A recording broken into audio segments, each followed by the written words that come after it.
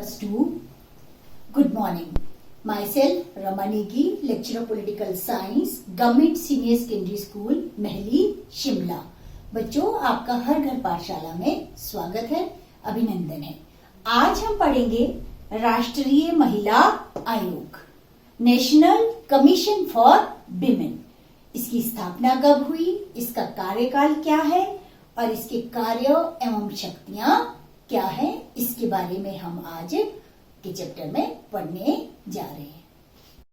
बच्चों, आज हम बात कर रहे हैं राष्ट्रीय महिला आयोग की, the national commission for women. Bharatvarsh में जनसंख्या का आधा भाग स्त्रियां ही निर्मित करती हैं। भारतवर्ष में वैदिक काल में स्त्रियों को बहुत सम्मान दिया जाता था। स्त्रियों की अनुपस्थिति में कोई भी महत्वपूर्ण कार्य संपूर्ण नहीं होता था।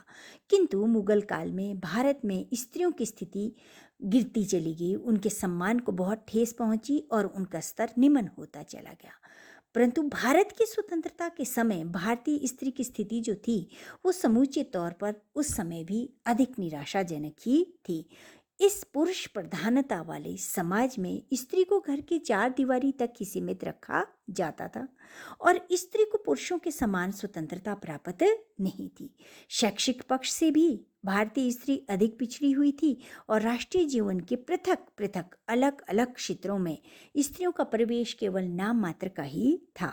स्वतंत्र भारत के संविधान ने स्त्रियों को यद्यपि पुरुष के समान मत देने, वोट डालने, चुनाव लड़ने के अधिकार प्रदान किए और मौलिक अधिकार भी स्त्रियों को पुरुषों के समान ही प्रदान किए, परंतु बच्चों, ये सुविधाएं और ये अधिकार भी भारतीय स्त्रियों की स्थिति में कोई विशेष सुधार नहीं कर पाई। स्त्रियों की स्थिति को सुधारने और उनके विरुद्ध होते अत्याचारों को रोकने के पक्ष में अनेकों ही स्त्री संगठनों और सम्मेलनों ने समय समय पर बहुत से प्रयास किए हैं। भारतीय स्त्री की स्थिति को सुधारने के उद्देश्य से ही केंद्र सरकार ने 1990 में एक महत्वपूर्ण कदम उठाया था। बच्चों, 22 मई 1990 को भारत सरकार ने लोकसभा में स्त्रियों के लिए राष्ट्रीय आयोग bill, the national commission for women bill पेश किया था और संसद में पारित होने और राष्ट्रपति की स्वीकृति प्राप्त करने के पश्चात यह बिल स्त्रियों के लिए राष्ट्रीय आयोग कानून बना था। इस कानून के तहत ही स्त्रियों के लिए राष्ट्रीय आयोग की व्यवस्था की गई थी। तो चलिए बच्चों, इसको आज विस्तार से समझते हैं कि राष्ट्रीय महिला आयोग है क्या। What is national commission for women in India. इसकी जो स्थापना है वो हुई 31 जनवरी 1992 को। ये आपने याद रखना है, ये आपके ऑब्जेक्टिव टाइप क्वेश्चंस में आपसे पूछा जा सकता है। तो महिला आयोग की, राष्ट्रीय महिला आयोग की भारतवर्ष में जो स्थापना हुई वो 31 जनवरी 1992 को हुई। राष्ट्रीय महिला आयोग अधिनियम 1990 की धारा 3 के द्वारा केंद्र सरकार के द्वारा जो है वो महिला आयोग की, राष्ट्रीय महिला आयोग की स्थापना की गई और इसका जो मुख्यालय है वो कहाँ है, वो है नई दिल्ली में। अब इसकी प्रकृति की बात कर लेते हैं, नेचर की बात कर लेते हैं कि ये किस तरह का इंस्टीट्यूशन या किस तरह की संस्था है। यह एक वैधानिक सांविधिक संस्था है, स्टैट्यूटरी ऑर्गेनाइजेशन है या स्टैट्यूटरी इंस्टीट्यूशन है। ये एक सलाहकारी संस्था है, यह एक एडवाइजरी है। यह संस्था भारतीय केंद्र सरकार को महिलाओं से संबंधित समस्याओं के समाधान के लिए सलाह दे सकती है, किंतु ये संस्था संवैधानिक नहीं है। It is not constitutional. संविधान के अंदर इसका कहीं पे कोई वृत्तांत नहीं है। इस कारण सरकार जो है वो आयोग की सलाह मानने के लिए बाध्य नहीं है। संरचना, अब बात कर लेते हैं इसके स्ट्रक्चर की। स्त्रियों के लिए राष्ट्रीय आयोग का निर्माण जो है वो केंद्रीय सरकार द्वारा किया जाता है।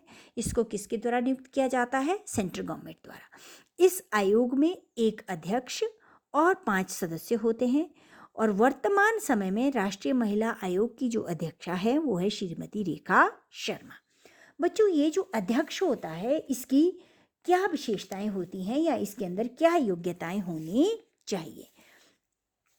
तो बच्चों, जो अध्यक्ष चुना जाता है वो अध्यक्ष जो है वो उस व्यक्ति को चुना जाता है, उस महिला को चुना जाता है जो महिलाओं के हितों के लिए समर्पित हो। अध्यक्ष का मनोनयन जो है वो केंद्र सरकार द्वारा उन प्रसिद्ध व्यक्तियों की सूची में से किया जाता है जो स्त्री पक्षीय उद्देश्यों के लिए वचनबद्ध हो। और इसके बाद 5 सदस्यों को जो चुना जाता है या जो नियुक्त किए जाते हैं वो केंद्र सरकार ऐसे योग्य और ईमानदार व्यक्तियों में से करती है जिनको विभिन्न संगठनों में अनुभव प्राप्त हो, जैसे कानून अथवा कानूनी संस्थाओं के बारे में, विधि और विधान से संबंधित उनकी विशेषज्ञता हो। वो स्त्रियों के स्वैच्छिक संगठनों से हो सकते हैं, प्रशासन और आर्थिक विकास से संबंधित हो सकते हैं, स्वास्थ्य, शिक्षा और सामाजिक भलाई से संबंधित हो सकते हैं, व्यावसायिक संघवाद, स्त्रियों के लिए रोजगार के अवसरों में वृद्धि करने के उद्देश्यों से वचनबद्ध कोई इंडस्ट्री है, उद्योग है, अथवा संगठन के प्रबंधकीय मंडल, कोई ऐसे मैनेजमेंट साइड से लोग हैं जिनको इसका सदस्य बनाया जा सकता है। यदि आयोग के अध्यक्ष और 5 जो सदस्य हैं उनमें से यदि कोई सदस्य अनुसूचित जाति का नहीं है तो केंद्र सरकार एक अनुसूचित जाति के सदस्य को क्या कर सकती है, आयोग का सदस्य मनोनीत कर सकती है। और बच्चों इसी प्रकार यदि कोई व्यक्ति, कोई सदस्य जो है वो महिला आयोग के भीतर अनुसूचित जनजाति का नहीं है तो भी केंद्र सरकार एक अनुसूचित जनजाति के व्यक्ति को भी आयोग के सदस्यों के रूप में मनोनीत कर सकती है। इसके अतिरिक्त बच्चों आयोग का एक सचिव होता है, एक मेंबर सेक्रेटरी होता है जिसको केंद्र सरकार ही नियुक्त करती है। ये जो सचिव होता है इसकी योग्यता क्या होनी चाहिए, इसे प्रबंधकीय क्षेत्र में अथवा संगठनात्मक क्षेत्र में अनुभव प्राप्त होना चाहिए और ये व्यक्ति किसी भारतीय सेवा का अधिकारी होना चाहिए, मीन्स यह अखिल भारतीय असैनिक सेवा से संबंधित होना चाहिए। तो बच्चों देखो अभी आपके पास इसकी संरचना अगर लिखने के लिए आती है कि राष्ट्रीय महिला आयोग की संरचना आप लिखिए तो क्या होता है, इसमें एक अध्यक्ष होता है जो महिलाओं के हितों के लिए समर्पित हो, दूसरे इसमें 5 सदस्य होते हैं जो विभिन्न क्षेत्रों से लिए जा सकते हैं जिन्हें महिला के उत्थान और महिला के विकास से संबंधित अनुभव प्राप्त हो, और इसके अतिरिक्त एक सचिव सदस्य होता है जो प्रबंधकीय क्षेत्र या संगठनात्मक क्षेत्र से संबंध रखता हो या अखिल भारतीय सेवा का अधिकारी हो। तो ये हुई इसकी संरचना। इसके बाद बात आती है इनके कार्यकाल की। कार्यकाल टर्म, इनका जो टेन्योर है वो कितना होना चाहिए। आयोग के अध्यक्ष और सदस्यों का कार्यालय जो है वो केंद्र सरकार द्वारा निश्चित किया जाता है और यह कार्यकाल 3 वर्ष का होता है। केंद्र सरकार किसी भी सदस्य को निश्चित कार्यकाल की समाप्ति से पूर्व भी समय से पहले भी पद से हटा सकती है। ऐसा करने के लिए यह आवश्यक है कि केंद्र सरकार संबंधित सदस्य को कम से कम 3 माह पूर्व सूचना दे दे और आयोग का कोई सदस्य यदि अपने आप आयोग की सदस्यता को छोड़ना चाहता है तो वो भी सरकार को, केंद्र सरकार को 3 महीने पूर्व इसकी सूचना देकर अपने पद को त्याग सकता है। इसके बाद बात आती है कि आयोग के कुछ अधिकारी और कर्मचारी भी होते हैं। आयोग के जो अधिकारी और कर्मचारी होते हैं आयोग को सौंपे गए कार्यों की पूर्ति करने के लिए होते हैं। आयोग को सौंपे गए कार्यों की पूर्ति के लिए आवश्यक अधिकारी और कर्मचारी जो है वो आयोग को केंद्र सरकार द्वारा प्रदान किए जाते हैं। इन अधिकारियों और कर्मचारियों का वेतन, सेवा शर्तें आदि जो भी है वो केंद्र सरकार ही निश्चित करती है। आयोग के अध्यक्ष और सदस्यों का वेतन और भत्ते भी केंद्र सरकार ही निश्चित करती है। बच्चों आयोग की कुछ समितियां भी होती हैं। There are some committees for the commission. अब किसी विषय मामले को निपटाने के लिए आयोग अपने सदस्यों की समितियां नियुक्त कर सकता है। ऐसी समितियों में गैर सदस्यों को भी लिया जा सकता है। ऐसे गैर सदस्यों को भी इसमें लिया जा सकता है जो ऑलरेडी आयोग के मेंबर नहीं है। इन गैर सदस्यों को क्या होता है कि ये समितियों की बैठकों और बहसों में भाग ले सकते हैं लेकिन इनको मत देने का अधिकार नहीं होता। They can not vote for that particular issue. आयोग की बैठकें, मीटिंग्स ऑफ द कमीशन। आयोग की जो मीटिंग्स होती हैं, जो बैठकें होती हैं, उनके लिए तिथि और स्थान का निर्णय आयोग के अध्यक्ष द्वारा किया जाता है। आयोग की कार्यप्रणाली के लिए विधि नियम भी आयोग स्वयं ही निश्चित करता है। आयोग के सभी आदेशों और निर्णयों का आयोग के सचिव द्वारा सचिव सदस्य जो होता है उसके द्वारा प्रमाणित होना आवश्यक है कि जो भी ऑर्डर्स और जो भी डिसीजंस कमीशन द्वारा लिए जाते हैं that should be verified by the secretary member of the commission. अब बात कर लेते हैं फंक्शंस ऑफ द कमीशन। स्त्रियों के लिए राष्ट्रीय आयोग कानून जो है वो उसको बहुत से काम सौंपे गए हैं। जैसे सबसे पहला काम क्या है कि स्त्रियों के लिए संविधान और दूसरे कानूनों में अंकित संरक्षणों, जितने भी सेफ गार्ड हमारे संविधान में या हमारे कानूनों के द्वारा महिलाओं के लिए बनाए गए हैं, उन मामलों का अध्ययन करना, उनका निरीक्षण करना और उन पर पुनर्विचार करना और उन संरक्षणों को प्रभावशाली रूप में लागू करने के लिए सरकार को आवश्यक कदम उठाने के लिए सिफारिश करना, ताकि स्त्रियों की स्थिति में सुधार हो सके। दूसरा काम क्या है कि संविधान और दूसरे कानूनों की व्यवस्थाओं संबंधी समय समय पर पुनर्विचार करना और उनकी न्यूनताओं अथवा दोषों को दूर करने के लिए उनमें संशोधन करना और नए कानूनों का निर्माण करने के लिए सिफारिश करना। संविधान के और दूसरे कानूनों की स्त्रियों से संबंधित व्यवस्थाओं की अवहेलना के मामलों को संबंधित अधिकारियों के पास उठाना। अब कुछ एक मामले ऐसे हो सकते हैं कि वो महिलाओं की फेवर में हो, उनके पक्ष में हो, लेकिन उनके ऊपर सही से काम नहीं होता, जैसे कि स्त्रियों को अधिकारों से वंचित करना, स्त्रियों को सुरक्षा प्रदान करने और उनकी समानता और विकास के उद्देश्यों की प्राप्ति के लिए बनाए गए कानून को लागू ना करना, स्त्रियों की कठिनाइयों को कम करने और स्त्रियों की भलाई को और यकीनी बनाने के उद्देश्य से संबंधित नीति निर्णयों, निर्देशों और हिदायतों पर अमल न किया जाना। जब ये बातें होती हैं तो इनकी जांच पड़ताल भी कौन करता है? महिला आयोग करती है, और जांच पड़ताल करने के बाद आवश्यक कार्रवाई करने के लिए संबंधित विभाग को क्या करती है? सिफारिश करती है कि इसको लागू किया जाए।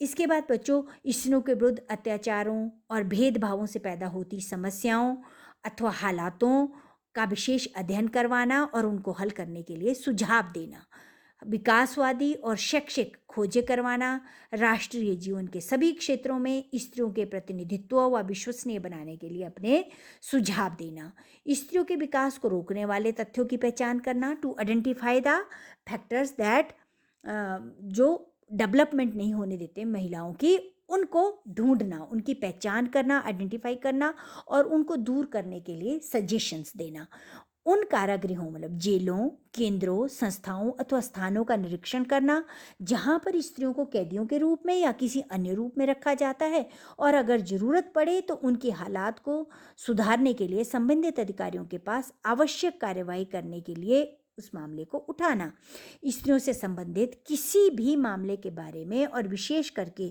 जिन कठिनाइयों में स्त्रियां काम करती हैं उसके बारे में सरकार को नियतकालीन रिपोर्ट देते रहना, स्त्रियों से संबंधित कोई भी काम जो केंद्र सरकार इस आयोग को सौंपती है उसको पूरा करना। बच्चों, एक रिपोर्ट बनाई जाती है, एनुअल रिपोर्ट, जो कमीशन बनाता है या ये आयोग बनाता है और सरकार को, केंद्र सरकार को पेश करता है। आयोग की इस वार्षिक रिपोर्ट में उन गतिविधियों का विवरण होता है जो आयोग ने वित्तीय वर्ष फाइनेंशियल ईयर के दौरान की होती हैं। वित्तीय वर्ष कब शुरू होता है? 1 अप्रैल को शुरू होता है और 31 मार्च को खत्म होता है। आयोग द्वारा जो पेश की गई रिपोर्ट होती है वो केंद्र सरकार जो संसद के दोनों सदनों के में पेश करती है।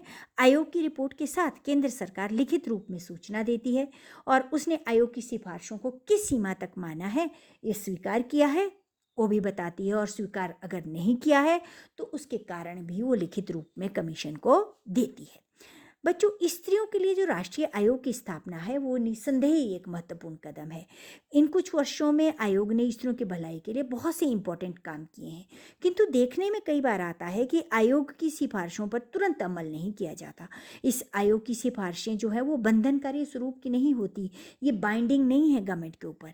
उन सिफारिशों को मानना या ना मानना सरकार की इच्छा पर निर्भर करता है। इस आयोग की शक्तियाँ भी काफ़ी सीमा तक बाउंडेड है, सीमित है। आयोग को संविधान और दूसरे कानूनों अधीन स्त्रियों के लिए अंकित संरक्षणों, जितने भी सेफ गार्ड औरतों के लिए बनाए गए हैं, उनके आधार पर ही काम करता है ये आयोग। अच्छा होगा या अच्छा होता यदि इस आयोग को और अधिक ऐसी शक्तियां दी जाती जिनके फलस्वरूप यह आयोग स्त्रियों की भलाई के लिए अधिक महत्वपूर्ण भूमिका निभा सकता। आयोग के सदस्यों की नियुक्ति भी दलीय राजनीति से मुक्त होनी चाहिए, पार्टी से अफेक्टेड नहीं होनी चाहिए, किसी पॉलिटिक्स से रिलेटेड नहीं होनी चाहिए, और आयोग के सदस्यों के लिए आवश्यक योग्यताएं जो है वो स्पष्ट तौर पर निश्चित की जानी चाहिए। यह आयोग जो है वो स्त्रियों की भलाई के लिए महत्वपूर्ण भूमिका तभी निभा सकता है बच्चों, यदि केंद्र और राज्य सरकारें जो है उस आयोग को पूर्ण सहयोग दें। अब बात कर लेते हैं हिमाचल प्रदेश की। बच्चों, हिमाचल प्रदेश में भी राज्य स्तर पर महिला आयोग की स्थापना की गई है, और यह स्थापना हिमाचल प्रदेश राज्य महिला आयोग अधिनियम 1996 के तहत की गई है। वर्तमान समय में हिमाचल प्रदेश महिला आयोग की अध्यक्षा जो हैं वो श्रीमती डेजी ठाकुर हैं, जो कि सोलन जिला से संबंध रखती हैं। बच्चों, उम्मीद करती हूँ कि आपको ये समझ में आया होगा राष्ट्रीय महिला आयोग, और ये आपको आपके परीक्षा में मदद करेगा और आपको ये समझ में आया होगा। Thank you very much.